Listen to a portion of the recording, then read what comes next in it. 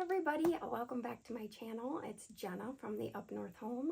So excited to show you guys my seed starting setup. This is a new setup this year.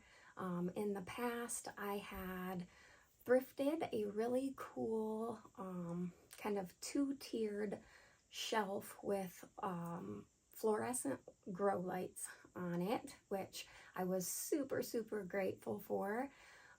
But I kind of outgrew that and I needed a much larger space to grow my starts because I do have a large garden.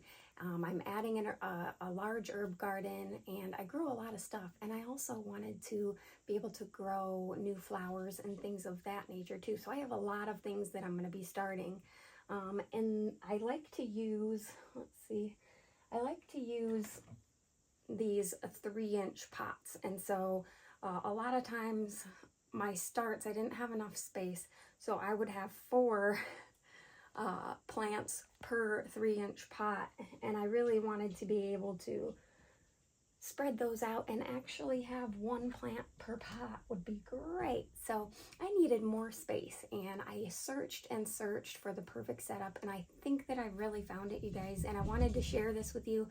I'm very not into consumerism and buying things that we don't need, or telling you that you need to, fork money out for this, that it's just a must-have product.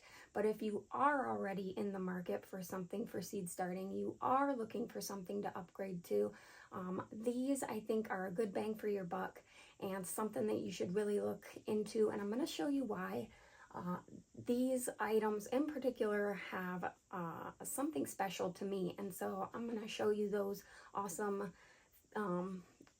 things that this particular setup and these particular products have over other products. And I will leave everything in the description below so that you guys can check out these specific products. I'm not sponsored by anyone or anything, any company, so this is just from my own research and how it's turned out for me, how these products actually function in real life. So it's early season, so I've just started actually starting my seedlings in this. So right now I've just got the bottom row here filled up, and the rest of my shelves are empty right now. I'm using them to kind of store my extra trays and things of that nature. My seeds are sitting up here, my seed bank there. So I also have my starting schedule that I created here, and all my pots are up top, and some of my soil making products that I'm using this year, which I will also share with you guys, my seed starting mix that I'm using. And yeah, so let's go ahead and start talking specifically about the setup and the products that I'm using. So first of all, the shelf is kind of the main portion of what makes the shelf a shelf, right? So I chose this particular one because it is very tall. So this particular shelf has 6 shelves. Of course, you're not going to use the top shelf because you'd have nowhere to mount your lights, unless you do have a place where you can mount your lights from the ceiling above. Then of course you could utilize it, but it would be it's up there. So the top I'm using for just storing extra lights and different seed starting stuff. So I've got some pots up there on the top shelf, extra hanging parts that came with my lights. I've got like my my seed mix, some of my like materials, my Perlite and Vermiculite and things like that, up there on the top. And right now, because it's early season, we only have our cold weather crops, and I've got some flowers. I've got pansies that I started some more rhubarb rather than splitting my plants, because I have 3 rhubarb plants out right now. They're kind of, this will be their 3rd season, and I didn't want to break them up quite yet. So I decided I want a bigger patch, and I'm just going to go ahead and start some more young rhubarb. I've got my cabbage and broccoli started. Those are sprouting. And then these here are 2 different kinds of calendula. a Strawberry Blonde, and the Pacific Beauty. And then right here I've got a bunch of bee balm, which hasn't sprouted yet. I just planted those. And then I've got rosemary here directly behind me. So that's all I have started so far. And I'm going to be starting a whole bunch more. I've got my seed schedule here of when I'm starting everything. Of course, unless you're in the same kind of area as me, which is 6B, if I remember correctly. So unless you're kind of in my same environment, your seed starting schedule will be different than mine. So anyways, let's go back and talk about the shelf. The shelf is 6 shelves, 5 of which I will be growing on that I have lights on. But what makes this particular shelf noteworthy is the height. So it's just your standard kind of metal wire shelf, and it has the little plastic things that you put on the rung where you want it to sit. And then the metal shelf kind of slides over that, and you build it up until you get to the top, right? Pretty standard setup nowadays for metal wire shelves. But the height is what really sets this particular shelf apart. It's very, very rare. This is the only one that I've actually seen. I got this on Amazon. Links are below. But this shelf is 82 inches tall. So it is 18 inches deep by 48 inches long and 82 high. So most are right around 70, 72 or something like that inches tall. And this one is 82. So what that does is really give you more space between the shelves. So a lot of times people buy those 70 something height shelves, and then they end up removing one of their shelves here in order to get enough space between the shelves to actually grow their plants. So this one I'm able to keep all of my shelves in, and I have more space between for my growing seedlings. So that is why I love this shelf in particular. It is rare to get that 82 inches, and I thought it was a super fair price. I love the 4-foot length. For me is perfect. So the size, it's very, very sturdy, easy to put together. My son and I put it together, and it was very quick, very easy. Yeah, so all in all, the shelf is super good. Love it. And I've got, as you can see, probably right here, I've got, these are like the 10 by 20 grow trays, and they fit this way, front to back, with only about maybe an inch overhang on either side. And I've got 2 grow lights per shelf. So there's 2 grow lights here, and I can fit 4 trays then on each shelf. So that adds up to a lot of grow space. So I am super thrilled with that. So the next awesome thing that goes with this setup are my grow lights. And oh my goodness, is there a lot of confusion about grow lights. Do you even need grow lights, or can you just use shop lights? Do you need full spectrum, or do you need, you know, there's so many things about buying grow lights. It's crazy and so confusing. And this video isn't really about how to pick out a light necessarily. So I just want to explain what lights I have and why I chose those. So these are 4-foot LED grow lights, and obviously I wanted them 4-foot because my shelf is 4-foot. So they also have 2-foot ones and things of that nature. And I do have 2 per shelf to go that wide of a distance, the 20 inches.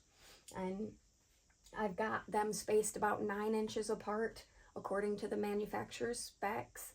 You want them about 9 inches apart from one another, so the spread is kind of going outward with the light. It doesn't just shine straight down. It does come with reflectors, but I'm not utilizing the reflectors at all.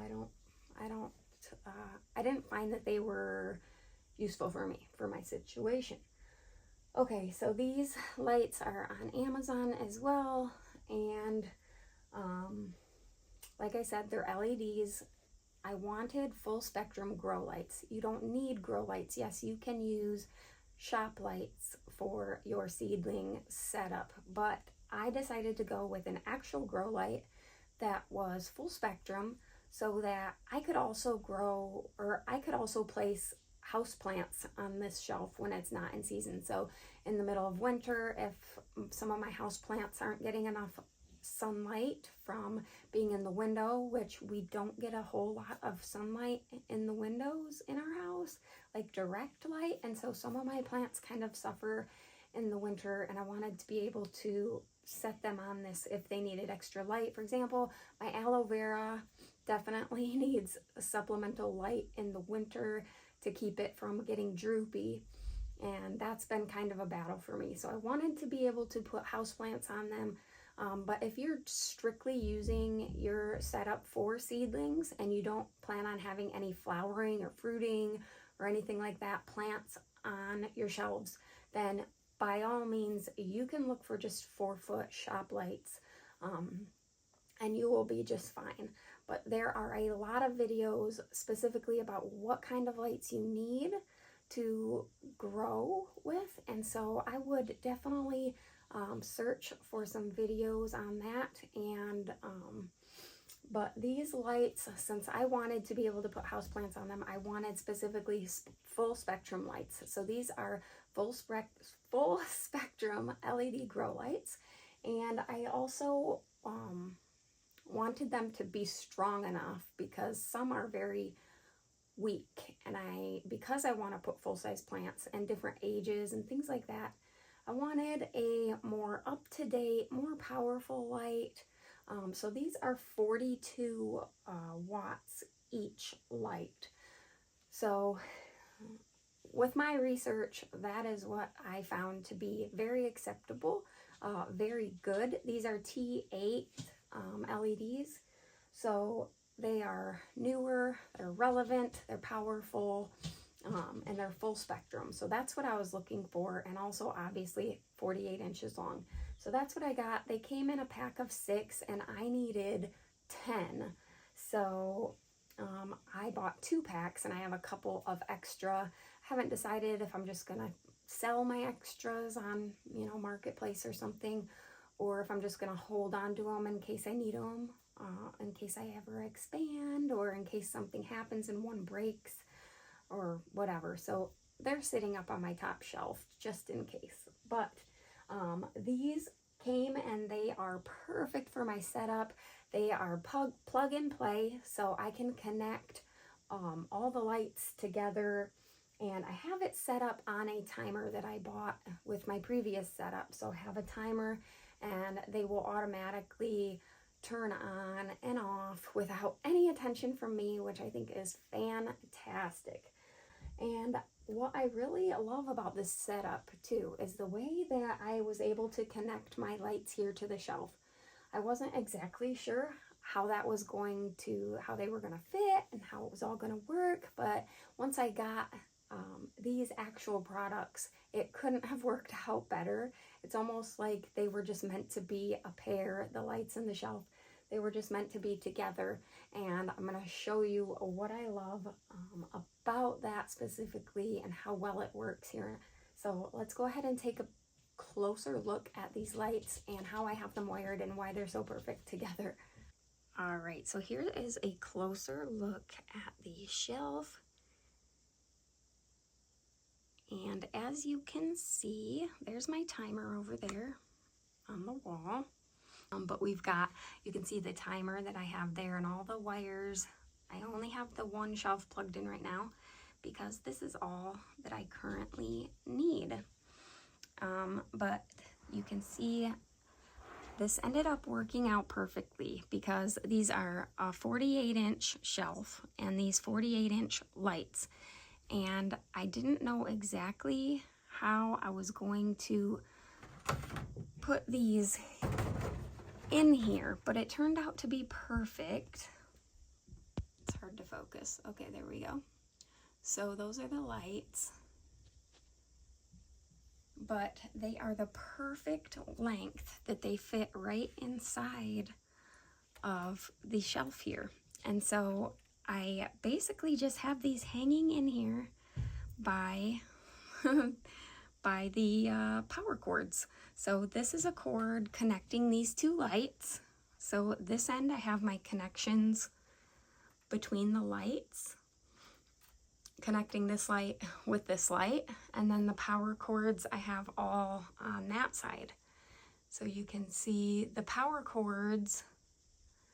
The power cords I put some zip ties on the pole so that it was nice and clean and not getting tangled or in the way, and everything would be very organized. And I did the same with the power cords here that kind of connect the chain. And I zip tied the extra, because these are, I don't know, I can't remember, maybe 4 foot long or something cords. And so the extra I zip tied right up there out of the way. You don't even notice that they're there. They're not in your way. And that way, so I have this with the power cord at that end, and then it comes over and chains to this light. And then that is on its own, that's on its own switch. And then I've got the next shelf here with these lights, and I'm not using them at the moment, but I have, this is the power cord, and it has its own switch, and I can plug that into another timer. And that I've got that all zip tied nice up here, and the power comes in, and I've got my light, and then I've got the chain connection to this light. And then you come down to the end, and I've got another chain that goes up to here, and it connects to that light. So that will bring power to that. And then we've got the chain here, and it comes to here, and that's where that chain ends. So I've got this shelf and this shelf both on the same chain, and that will be on a timer of its own. And I can have those separate. So I've got this on, these 2 lights on one, then these 4 lights on one, and then I have the same thing up here on these top shelves is these 2 lights, and these 2 lights are then connected on their own chain. So I have 3 chains total, I guess you would say, and totaling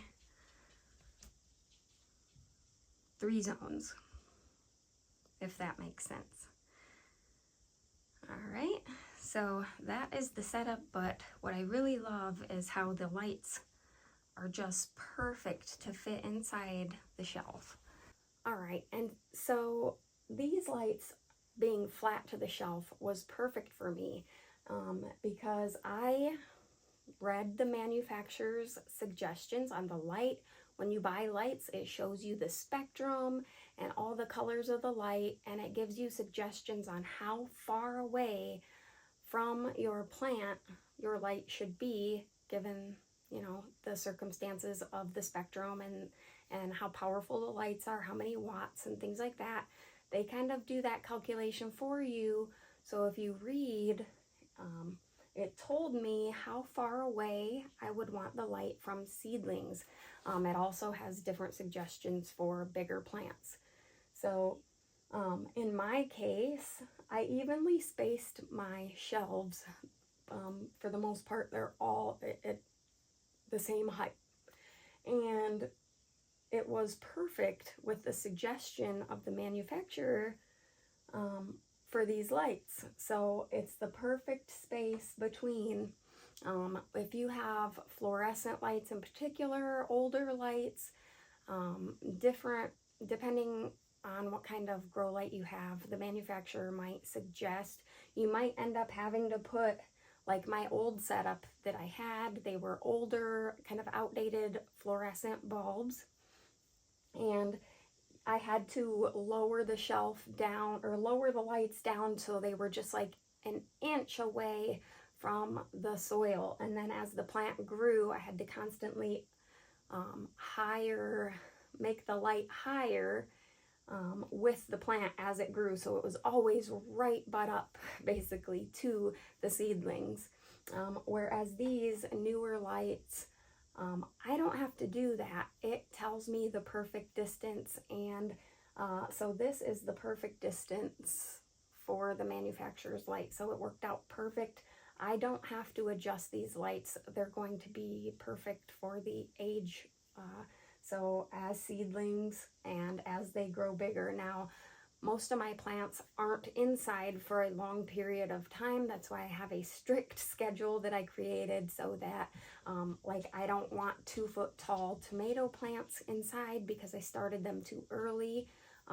My tomato plants are maybe 6 inches tall max probably when they go out usually. So my main goal to starting inside is, yes, I get a jump on the growing season, but also I'm very particular. I like organization, and I like everything just kind of so. And when I direct sow certain things and then maybe one seed doesn't come up and I have a blank spot or something died and I don't have extra plants and things like that, I hate having that little gap. It kind of just bugs me. So I hate when that happens, and it's kind of nice that I can control that. When I start seeds inside, say I start my tomatoes and I have 50 tomatoes, but I only, I'm only putting 40 in the garden. I always have a few extra so that when I transplant them, if any get eaten right away or any don't make it from the transplant, I have extras already started and already ready to go that I can just plug into those blank spots, and then I get a nice even row. Versus if I just start them direct sow, which I do direct sow a lot of things, but where I can, where the plants benefit, I definitely like to take advantage of starting inside. Also, these lights, so are a white light, which was important to me. It was a little cheaper to get the colored lights. They have, some have yellow tones, some have pink tones, and they all say full spectrum. But I wanted white full spectrum lights, even though you might pay a little bit more for those.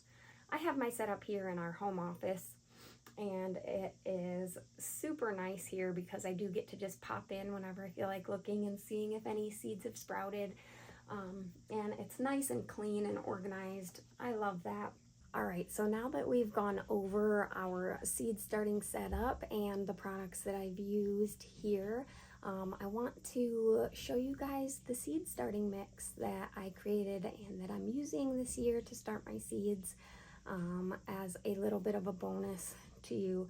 So I am exclusively using my homemade mix for seed starting, and that goes back to, I did have a seed starting mix that I really liked. It was Burpee organic seed starting mix, and it was a very good price, and it was sold locally, so I could just run down to the local feed store and pick up a bag of this seed mix, and it was very reliable, and I had great results with it, and it was just really easy, quick. I didn't really have to put any thought into it. But if you guys watch a lot of videos on YouTube, you will know that I believe it was 2 summers ago now, that there was kind of a huge conspiracy about soil products amongst popular homesteaders, and a lot of them were experiencing maybe soil contamination by one way or another, and companies weren't really sure what was going on. But people were having stunted plants, maybe plants weren't sprouting, maybe, everybody had different results, but there was a lot of homesteaders that had soil problems, which kind of made you question what was going on and was there a motive behind it. I guess we'll never know, right? But last year, and I shared pictures in another video, if I still have those pictures, I will include them here now. But last year, I couldn't find the Burpee soil when I needed it. And so I was at Walmart, and they had the organic Jiffy seed starting mix, and it's very cheap, and it said organic, so I thought, oh, perfect, what a great deal. Got it, brought it home. I used what I had left of my Burpee seed mix, and then the rest were with the Jiffy mix, and boy, let me tell you, the difference was incredible. Why this occurred, I have no idea. Was it a coincidence? Was it a one-time thing? Was it, I don't know. It's a conspiracy, I suppose. But I had horrible results with the Jiffy mix. My plants were so stunted. I mean, they barely grew. Some of them didn't sprout, and that was a totally different issue with some of the seeds that I bought. I shared that in my seed haul video about that brand of seeds that like nothing sprouted. But I had good seeds, and some of my plants were so stunted they barely survived. Some of them didn't survive. Some of them, my green peppers, they came up so late and they were so stunted that I didn't get any green peppers off of my plants last year, which was super sad. I just had a really bad time, and it was because in large part to that Jiffy soil mix. So never again am I gonna buy Jiffy mix. If you like it, that's great, but I won't recommend it and I won't use it. So long story short, I suppose, this year I had a little bit of burpee seed mix left, so I started using that. You'll see it in a few of my plants. The pansies, yes, the pansies are with the burpee mix. They haven't sprouted yet. But I didn't have very much left, and so I was gonna just go and try to find that same mix. It's easy, quick, cheap, just no thought. Go down to the feed store and grab some. Well, they didn't have it. They had another brand that's new, I think, or new to me anyways, which is called what? Back to the Roots, I think is what it's called. So I look up reviews of it on Amazon, and people are saying like they had black flies emerging from it, that they had all these bad experiences with it, and who knows if it's legit on Amazon. It could be fake products, but I didn't want to risk something like that, especially because of my bad experiences with the Jiffy mix. So everywhere I went, which was like the feed store, the hardware stores like Lowe's, Home Depot, any place, Walmart, anywhere that sells kind of that kind of a product, and nobody had the burpee organic mix. I've used in the past too, like the organic Miracle Grow starting mix. I can't remember the exact name of it, but I've used that before and had good results. But all I could find was this new Back to the Roots soil that just really looked terrible, and they're in this flimsy plastic bag that was kind of spilling soil all over, and it was this tiny little pathetic looking bag. And so every place I looked had the same two mixes, the Back to the Roots and Jiffy. And Jiffy had this pretty new packaging that made it look like it was this new fancy product, but in the end it's the same repackaged product that I had before. So I didn't want either, and my husband was kind of coming along with me to find my seed mix, and I couldn't find it anywhere. And you know, he's thinking that probably I'm kind of crazy. Why don't I just get regular old dirt? But I'm thinking I don't want to have a poor growing season because I started my seeds out wrong. So anyways, I decided, you know what, I need to just be making my own mix. I can buy these ingredients. There's only 3 ingredients to making your own mix, and it's going to be the same 3 ingredients if you're using it for a seed starting mix or whether you're using it for just a potting soil. You can use the same 3 ingredients, and you're just going to mix a different proportion for each, and it will be really good. So I looked around for the ingredients that I would need. That's what we'll just call them, ingredients. And they're very inexpensive, and I can buy a lot of it for the price. I mean, for the amount of seeds that I'm starting, it is definitely needed to financially to just make your own seed starting mix. So that's what I did, and I could not find vermiculite at Home Depot or Lowe's. Everyone was sold out. So I was able to find all of my products that I needed at Menards. So if you don't live in like the Midwest in our country, you might not know what Menards is, but Menards is, think Lowe's, Home Depot, but green. So Menards is just a big home improvement store that has everything from groceries to garden supplies to lawn stuff and tools and everything. Okay, it's an everything store. Anyways, so they had all my ingredients, which those 3 ingredients are Sphagnum peat moss, Vermiculite, and Perlite. And I wanted ones that had no additives, that were just organic, pure product. And like, I found some Perlite, for example, at Tractor Supply, but it was Miracle Grow brand, and it has additives, and I didn't want anything added to it. I just wanted Perlite, and I just wanted Vermiculite, and I just wanted peat moss. And I was able to find those at Menards, and they are so cheap. I got this huge compressed bag of peat moss for $14. And then the bags of Vermiculite and Perlite, I'm going to show you guys all this, and we're going to mix them up together. Those were only about $5 a bag. I got 2 bags of each so that I could have some on stock. Those are going to last you forever. I mean, they're not going to expire on you. The peat moss will break down over time, so you don't want to just go and buy 10 bags of peat moss thinking it's going to last you for 20 years.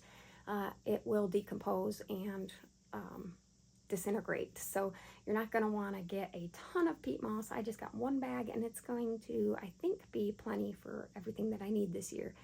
It's also really great for amending your soil. If you have compacted soil, it's going to help give you a fluffier, lighter soil. So if you have any left and you're afraid of it expiring, you can just add it as an amendment to your soil to help loosen it up and get it more fluffy kind of quickly. But we're going to go ahead and I'm going to show you each individual product. Now, you don't have to buy these products in specific. These are just the products that are available locally to me. You can use whatever you can find locally to you, or you can order it online, whatever you prefer. These are just what I had available to me. And like I said, I was just looking for pure ingredients, things that didn't have additives in them. But we're going to go ahead and go mix this up, and I'm going to show you my ratios that I used and what that kind of looks like and how I'm storing it and all of that. So let's go ahead and go outside to the front porch, and we'll go ahead and mix some of this soil up and show you what it looks like. All right, you guys, so we came outside so that we don't make a mess in the house. Because this can get kind of dusty. So you're going to need these main 3 ingredients that I told you. You're going to need the peat moss. Now this I got, like I said, I got these from Menards, but it's carried all over the place. And this came in a big compressed bag, so it's really heavy and really dense. This is Canadian peat moss, and really nice and satisfied with how it looks. So definitely was a good deal. If you buy it in a big compressed bag like this, you get a much better deal, much better bang for your buck. So look for the big compressed bags. They also have them in bags like this size, and for the price, you're just way better off getting this. So make sure you look for this big bag. This one in particular says 2.2 cubic feet. It's 39 pounds. The other ingredients I got is the Perlite. This was the brand that they had there at Menards. Get whatever is local. You're just going to want to check the back and make sure that it just says, you know, the only thing in it is Perlite. So you don't want any additives. It's going to be Perlite. All right, and the last ingredient that I put in my seed mix is Vermiculite. So again, all of your ingredients, you just want to look on the back of the bag and make sure that the only thing that it says is in there is what is titled on the front, because there are ones out there like the Miracle Grow and things like that that do put their own spin to it, and they do add little things to it that you don't know what it is. So make sure that you got just the pure ingredients and you're good to go. So I also use a big tub. Now this is definitely bigger than what I need, but I had this laying around already, and it wasn't being used. There was nothing being stored in it, so I stole it for my seed starting soil. That way I can mix up a decent size all at once and just put the lid on and set it aside and use it as I need it. So you'll want like a big tub that with a lid is best, so that you can just mix them up, and if you don't use it all right away, you have it safe and secure. I also just kept, I just put this in here so that I could use this. I do have ones that are like double this size that are really nice trays to fill your pots with, so that you don't spill all over the place. The stuff you spill gets caught in the tray, and then you don't waste your soil. You can just dump it back in to your mix and not lose it all over the ground. So make sure you have some kind of tray of whatever kind you have or can find, whatever kind that you like, so that you can catch your stuff that you spill over. So I just keep that in the box and use it when I need to fill up my little cups. So anyways, I'm gonna show you guys what I found to work for me. There's a lot of different recipes, and mainly these are the 3 ingredients. Some don't use all of the ingredients, but most of the recipes I think people do use all 3. But they all have different consistencies and mixes, and this is what I found that I liked. I tried other mixes and I did not like the consistency, so this is what I ended up using. I am going to be starting some more seeds, so I'm just going to mix up a small batch. I do have some in here still from the last seeds that I filled up, but I will just start a little bit more so that you guys can see kind of what that looks like. So we aren't using measurements like a cup or, you know, or weight or anything like that. We're just using parts. So get any kind of scoop that you have laying around. I just had this little mug that we got at the store, and we don't use it to drink out of, but we thought it was cute, so we bought it, and I'm using that as my scoop. So this will be 1 part, okay?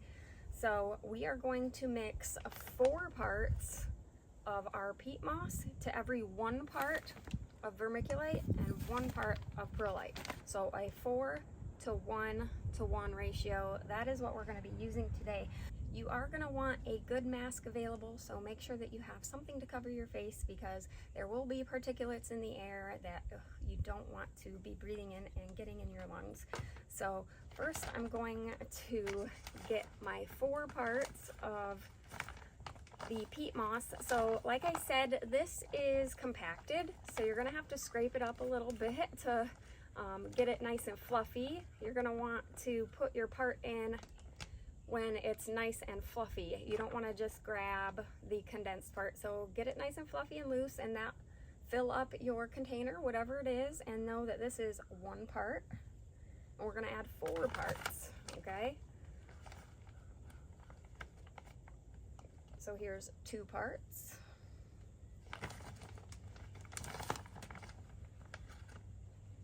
And 3 parts.